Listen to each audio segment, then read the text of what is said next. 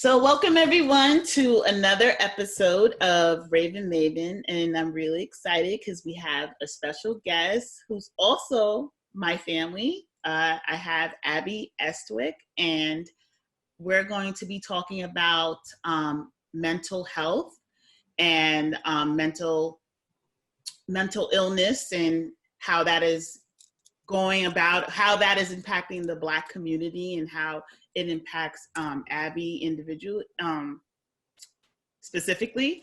And I'm just gonna let her take it from here and let her tell us a little bit more about herself. So, Abby, if you will. Okay. There's so many things that make us who we are, but I guess a little more about myself and what I'm made of is I am very much so into my family. As she mentioned, Toya is one of my family members that I hold near and dear. You inherit your family, but you get to choose your friends. So she's also a friend. My children are very important to me. I am a mother of two. I'm currently a sales coordinator for a retirement community, and I love writing. That is a passion of mine. And I love great stimulating dialogue such as what we're going to have today. So that's a little bit about me. Also, I am bipolar. So we're going to talk about that as well. Yes. So before we jump into bipolar and like bipolar disorder and what that is, I want to just talk a little bit about mental illness in the Black community. And so I wanted to share like some quick stats. So I'm going to look down for a little bit, guys, because I didn't memorize this. But according to Columbia University Department of Psychiatry, there's an article published by Dr. Thomas A. Vance, and it's titled Addressing Mental Health in the Black Community. And he states that research surrounding the Black community and mental health suggests that the Black community, adult Black community, is 20% more likely to experience serious mental health problems such as major depressive disorder or generalized anxiety disorder. There's also, additionally, Black emerging adults, that's ages 18 through 25, also experience higher rates of mental health problems and lower rates of mental health service utilization compared to white emerging adults and older Black adults. So, just thinking about stats like that, what does that say to you? Because for me, it just, again, with everything going on with systematic racism and just everyone's hypersensitive to it right now, and like all the disparities across the board for Black Americans. How does these numbers make you feel? Does it feel like it's almost like everyone's now becoming even more aware of like how disparate as a group we are, Right. I do think that honestly, the numbers weren't that surprising and the information wasn't that surprising, which is a disappointment, honestly. I feel that there are a lot of people within the Black community who have mental disorders and are left to be undiagnosed, be that because there are issues with money and they're taking lower pay and they don't have insurance to be able to see a provider, receive diagnosis. And also, it's more than just being diagnosed. You have to have a medical care plan, which often involves a therapist. So that also costs more money. And typically we aren't placed in those high paying jobs where we're able to be, to be able to afford to take care of ourselves, not even adequately. Right. But so, to go over and beyond that, it becomes very difficult when we have mental health issues. So it is unfortunate. And I would believe that anxiety would be prevalent in the Black community just because of all the stresses that we endure on a day-to-day basis.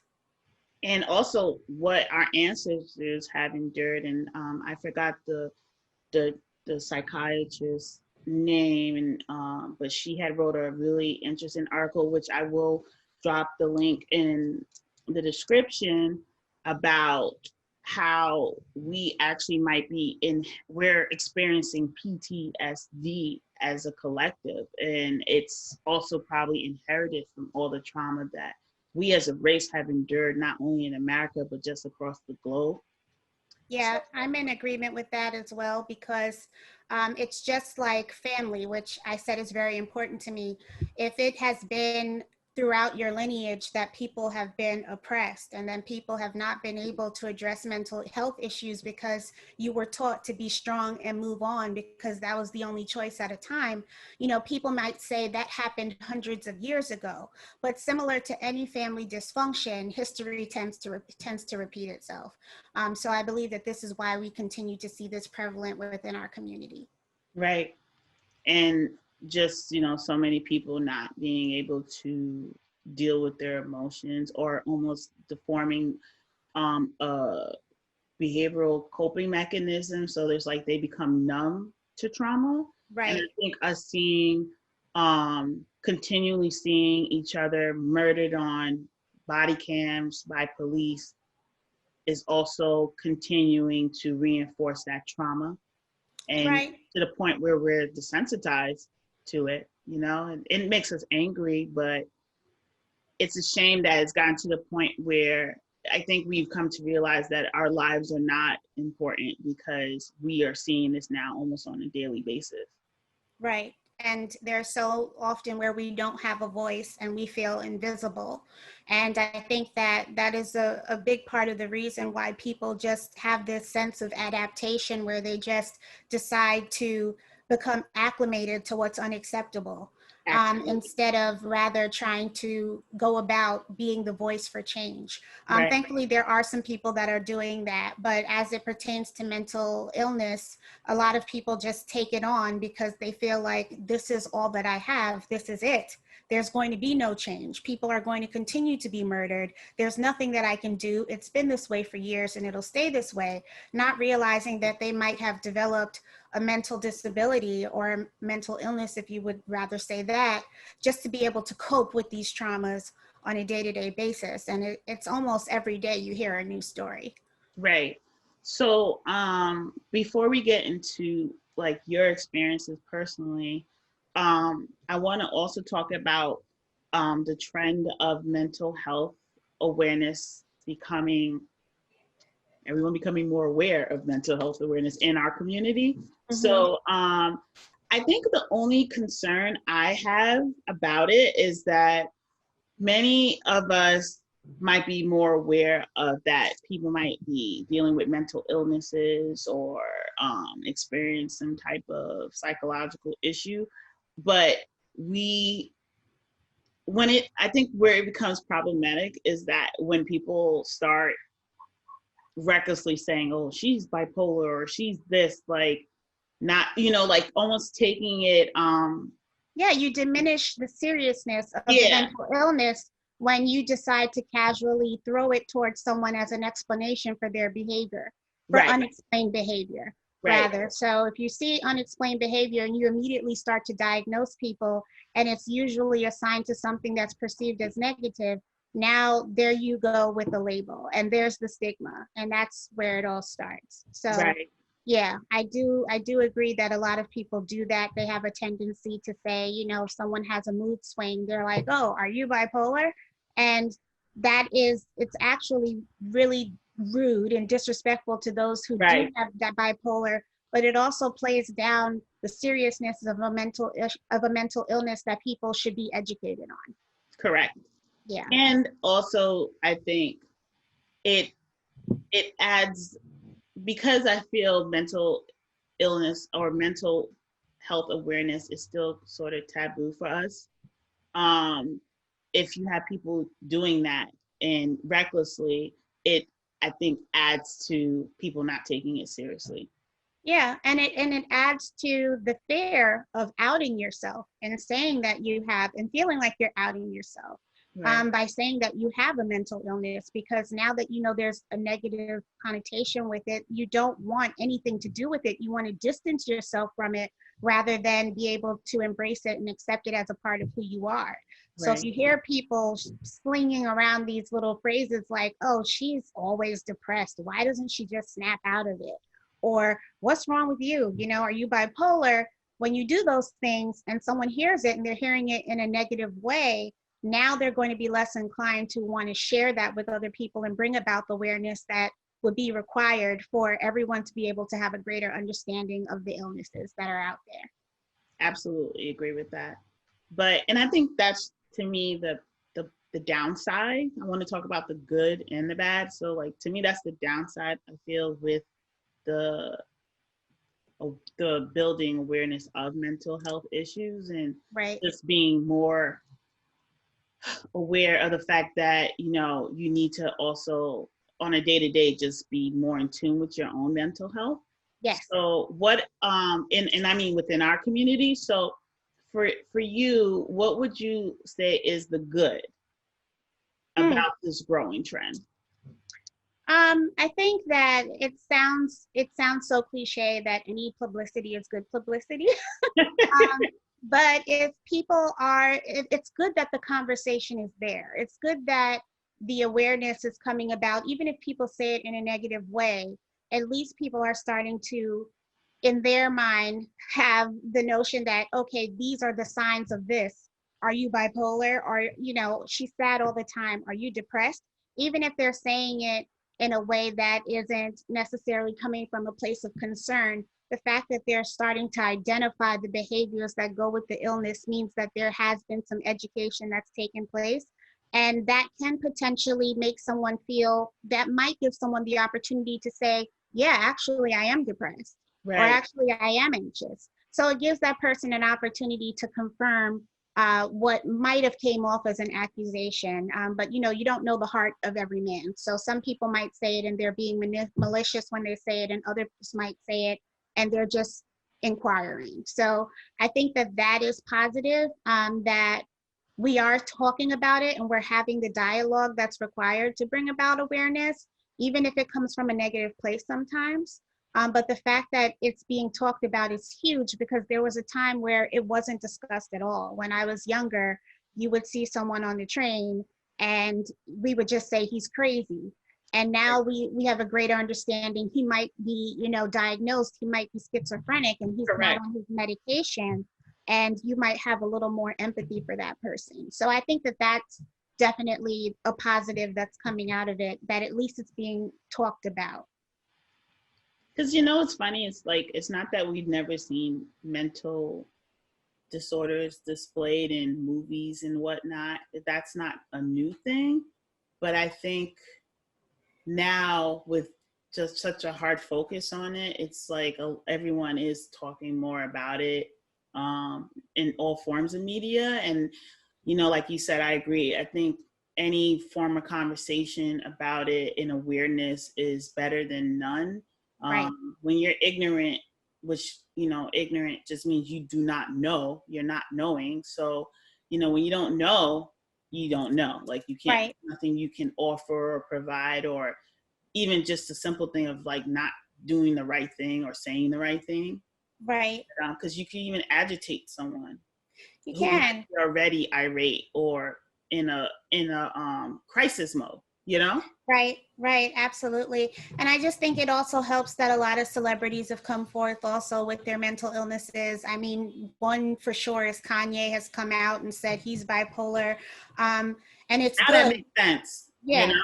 And then suddenly a lot of things did begin to make sense because he came out and he just decided to share that with others, which is a very intimate thing to share. And the fact that he did, I think that that was just very big of him to be able to come out and disclose something so personal publicly. But then also, I think that, you know, some people don't understand that mental illness looks different for different people. And so his mania is not going to look like another bipolar person's mania, and his depression is not going to look like their depression. But the good thing is that everyone's having this conversation now because he came out and said it. So I definitely just wanted to share that as far as a positive example where it could go either way, but you should look at it positively because we're addressing it. Right. So I want to get into your personal story and your journey. So let's start from the beginning. Um, you are diagnosed with bipolar disorder. Yes. So before we talk about that part, I just want to quickly tell people according to the National Institute of Mental Health, what bipolar disorder is. Sure. So, according to the National Institute of Mental Health, bipolar disorder is a mental disorder that causes unusual shifts in the mood, energy, and activity levels, concentration, inability to carry out day to day tasks. And apparently, there are three types of bipolar disorder, and all three types involve clear changes in mood, energy, and activity levels. And these moods range from periods of extremely up and elated, irritable, or energized behavior to very down and sad or hopeless. So that's generally what they described. There's a lot more about it, and I will drop that link as well so people could read up on it. But for you, Abby, before you realized what was going on, like maybe we could just talk about your beginning signs and when you started to realize that there was something going on with you. Okay. I would say that it started at about 18. I took my road test and I failed. And I came home and I was in complete misery. I had a little too much fun in high school, cut classes a lot. And so I was going to be graduating later than the rest of my peers as a consequence. And just to jump in, I was happy just to have Abby another in high school for a little bit longer. Right. How selfish am I? Well, we have good times together, so that's why. But I stayed a little bit longer, so I got to spend more time with Toya and friends. And that day I came home, I was so discouraged because I wasn't finishing high school. I started to kind of assess my life and I wasn't satisfied with what I'd accomplished thus far. I've always been an ambitious person and a results-oriented type of person. So when I wasn't finishing high school, when I couldn't even get my license, when all my friends are leaving and going to college, I just had a low moment. And that was the first time I tried to take my life. And I wrote a letter and my mom I'm from a Caribbean household. There's always rum. There's just always rum in the house. So yes, I took rum and I took several pills and I ended up sleeping for a really long time. And my mother came in my room to see why I was sleeping so long, and she smelled the alcohol on me, and I just confessed everything and gave her the letter and told her I didn't want to live anymore. And she made me promise not to do it again. So it wasn't addressed. My mental illness wasn't addressed. I think that she figured the depression was situational and it was a low point for me, and she just wanted me to promise never to do it again. But as time went on, I actually did try to take my life another time with pills when I was older, and probably, I was a little bit older. I don't want to say the age range, but I was a little bit older. And then again, I just slept for a really long time, about 16 hours straight. I was sleeping, but I ended up living. So that was the second time. And that's when I realized something is wrong. I get depressed to the point that I don't want to live. And I realized that, but I still felt, coming from a Christian household, you are supposed to pray everything away. And so it was like, ask God to deliver you from these feelings. And so that's what I did, not realizing that there was a chemical imbalance in my brain, which was causing me to experience these bouts of depression. And anyone would tell you that if they know me, they'll say, Abby's upbeat, she's always making me laugh. That was the other side of the coin. I was the clown and I wore the happy face, but then I would be depressed and be, in the house not wanting to speak to anyone. So after some time, I was in a very troubled marriage, and I kept envisioning, it was like a fantasy of me driving my car over the divider on the highway and crashing and dying. And it was just an appealing fantasy to me because I didn't want to live. Right. So I had an anxiety attack in the car where I was hyperventilating. My face was red. I was crying uncontrollably. And I asked him to take me to the hospital, my then husband at the time, which he did.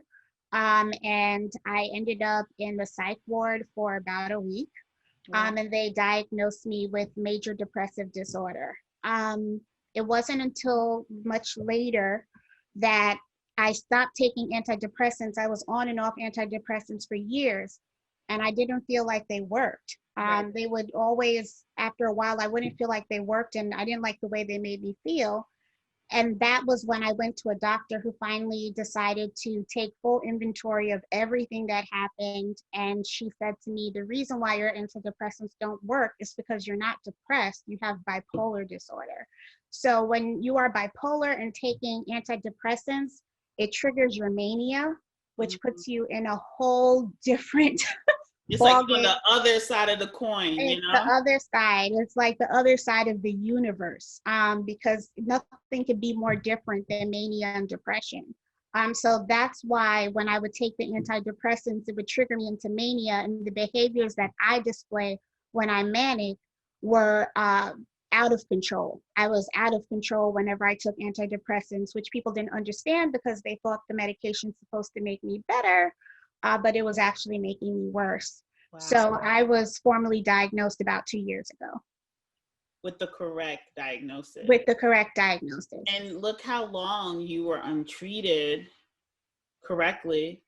Right. So do you ever wonder about the impacts of like how that impacted you, not only physiologically, but like psychologically, being treated incorrectly for all that time? Yes, it caused a lot of issues because again, it would trigger my mania. And when I'm manic, I do excessive spending. I have like grandiose ideas where that's it. I'm quitting my job. I'm starting my own business. Don't have another job lined up. Just quit. I You don't. could jump out the plane with no parachute. Yeah, no parachute. It's I'm not just like, funny, but I'm yeah. living. Yeah. So that was one of the things that I would do. I also would get a lot of anxiety and be agitated. So when I would be driving, like my palms would be sweating all the time. I just was on edge all the time when I was just on the antidepressants because I was manic. When you're manic, you think you're a superhero, or at least I do. I don't need to sleep. I can operate on very little sleep because I'm ramped up all the time. So it was good for me to be able to get on the medications because they were able to level me out. But unfortunately, there has been some damage as far as financial struggles that I have now because of the spending when I was manic, and then also just as far as my brain goes, when you're bipolar and it's left untreated for long periods of time, it affects the prefrontal cortex of your brain, and that's where your memory is stored. And so as a result, all of those fluctuations between mania and depression have affected me, and now I have a very poor memory. And so I'm very organized. That's how I get around it, because by being organized, I won't forget anything because it's all written down. I have everything in a calendar. So that's ways that you can cope when you know yourself, but you have to know yourself. So right there, you're talking about like how you're navigating your illness and managing your illness. I remember when you told me about that, like how devastated I was, or even like the first time you told me that you thought about, suicide, because I was just like, wow, I was around you and like never, it's just funny, like people will not know that this is how someone feels on the inside. It's really like those commercials that you see for some of these drugs when they talk about someone's depressed and you show that face, Yeah. like a mask they have on. And like really, Abby, I really had no idea growing up that you felt that way. And I'm just happy that you're still here because I couldn't imagine my life without you. But Right. or forget me, your daughters, you know what I'm saying? Right. Right. So you like you're a warrior to me and a hero because look how far you have come. You're surviving. You survived your mental illness and it didn't take you down, and you're still just making your own new normal. Because I know we talked about personally, but do you feel like did you ever doubt, I'm trying to figure out how to word it, like, did you ever doubt that you really were who you were back then? Because all that time, who you thought you were was because you were being influenced by this chemical disorder, like this imbalance. Right. So I did for a long time. And that's why I said, you know, you have to know yourself. And I know myself now in a way that I didn't back then, because a lot of my personality, and it still bothers me to this day, because I always think, did I make that decision in the midst of mania, or did I right, make that decision in the midst of depression? Would I even have been married to that person if I wasn't manic? Would I would have had children with this person if I wasn't manic? Would I have bought this house if I wasn't manic? right, Like, there were a lot of different things that I've done, and I was just going back in time, and I was trying to determine, were these decisions of my own, or was it my illness that was dictating my decisions? And I called someone I'm close to, Toya, and she said, don't go down that rabbit hole. yep, Like, just focus on now. And so that is what I do. But I'm quite aware that there are several decisions that I probably have made. Not probably, there are several decisions that I've made in a bout of mania, and also in the throes of depression. So I know that for sure. But that's a big part of the reason why I am more careful with my decision making now, and especially because my moods are level. But I do feel that a lot of decisions that I made in the past were dictated by my mental illness, and that does bother me a bit, but I have no choice but to move forward. right. Because what's done is done. And it Right, sucks, like, that you just didn't know, you know? right, And and sometimes, but look at that, look at, like, there's so many people who could be out there homeless on the street, and they don't realize that, like, this is right. why they're here. Exactly. And I'm proud of how far I've come. I've still accomplished many things that other people have accomplished that don't have mental illness. And Right, the fact that I have accomplished those things while I had a mental illness and didn't even get treated, I was undiagnosed, but I was still pushing and getting things done. That is something that I am proud of, because screw the naysayers. yeah, yes. Seriously, I look at all the things that I've accomplished, and I'm just surprised that I was able to do it when I wasn't truly well. And it's different when you have mental illness. If you see someone who's on crutches, you will naturally hold the door for them, If you don't because see it with mental, right, yeah, because it's it's hidden. not visible all the time. So that is how I felt like when you said, you know, I've known you and I've seen you, and I would never think you were depressed. I had no idea. That's a part of it. Like, I was on crutches at times, and I needed someone to hold the door for me, but no one could see it. Right. So that's how you feel a little bit invisible, and you want that help, but you don't necessarily know how to ask for it all the time. I wanted to switch, like, we talked about how your illness had impacted you tremendously and really changed your life, and the good Mhm. and the bad. But how has it been for the family? I know for me personally, it was just scary to know that, like, if I didn't hear from you, or you weren't taking calls because you would be I used to just think you were depressed. So I'm like, okay, I she's was. depressed because she's not answering the phone. Yeah, I But was. yeah, but like, it's scary because you don't, when people are depressed and you don't really know how depressed they are, you don't know what they're going to do. Right. So Right. I would be terrified to, like, I know I would be scared. So I can only imagine, like, how it was for your daughters and your mom. Right. Well, I think it was really hard on my family. I think everyone was wondering, what is Abby's personality going to be like once she gets treated? Mm, Because everyone was just used to whatever it was that they knew. And right. now I was going to take something that was going to alter my personality completely. But I think that also being bipolar comes with friends. And I always say that. And the friends are called comorbidities. And so my comorbidities are anxiety and binge eating disorder. So when I'm anxious, I'm just going to eat. If I'm feeling manic, I'm just going to eat until I'm just totally engorged and I can't eat anymore till I'm almost sick. Wow. And with my anxiety, it used to manifest as irritability. I would be very irritable. I had a short fuse. It didn't take much to make me upset.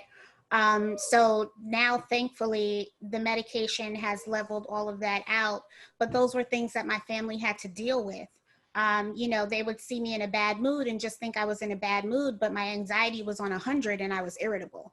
Wow. So there were just a lot of changes that I think my kids and my mom and everyone in my family that I'm close to had to come see, because I remember you saying to me, Toya, you're different. And I said, Yeah. different bad or different good? And you were like, just different. And I think that everyone had that moment that you had where they said, Abby is different. Her personality is different. And now I have to wonder, is this me on medication, or is this me the way I was supposed to be before, you know, because I needed the medication? Well, I don't know. I don't know, because, and that's a good question, you know,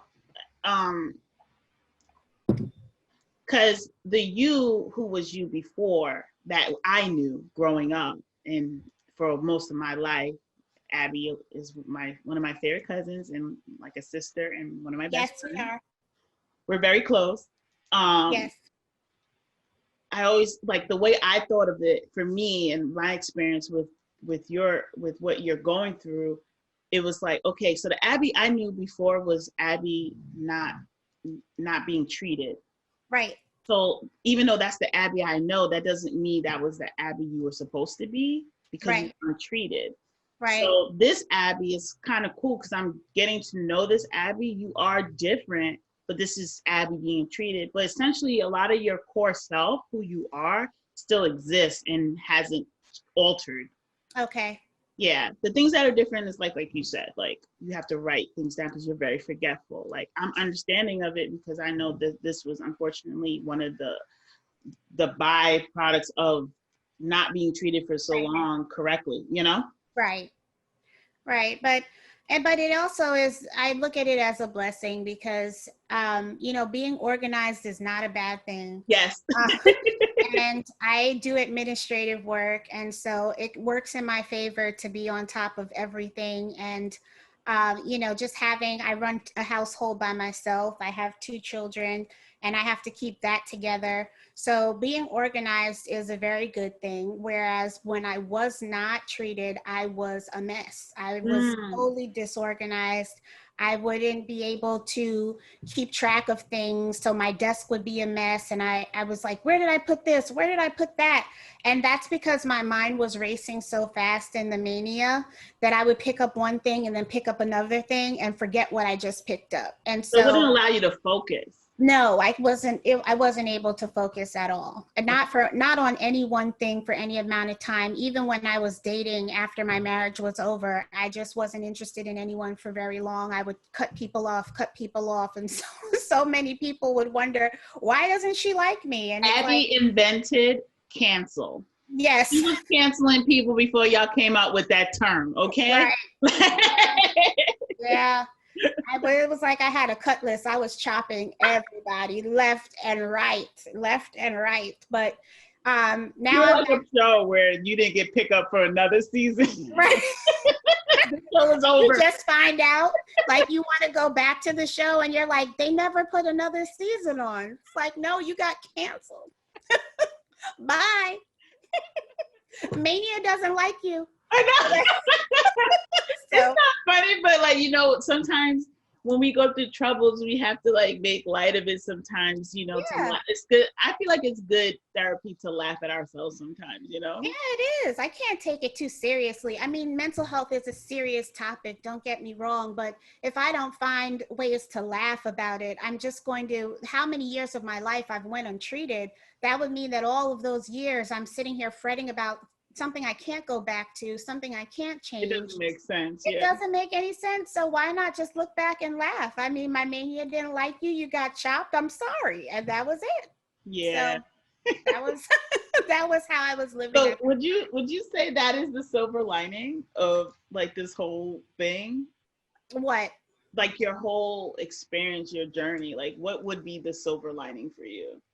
That I think the silver lining is that I learned how to grow and accept growth, because I feel that I've grown into a different woman over the past 2 years. And rather than fret about, did this come from my bipolar or is this from the medication? I have now embraced myself completely as who I am.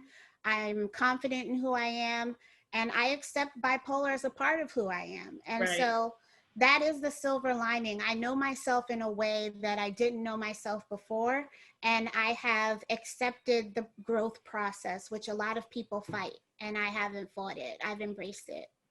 And I just want to say I'm really proud of you for doing that, because I think a lot of the time, like, I think people try to process things, and maybe during the processing of what you were going through, you probably was like, well, you were looking like bipolar as a separate thing, when Right. it's part of who you are. So I'm happy that you have embraced it. Like, okay, this is just part of who I am. This is what comes with me, and I know how to manage it, and, take it Right. or leave it, Yeah, I didn't want to walk around with it in a suitcase. And every Right. time I meet someone, I'm unpacking it and it's like, I got bipolar in here.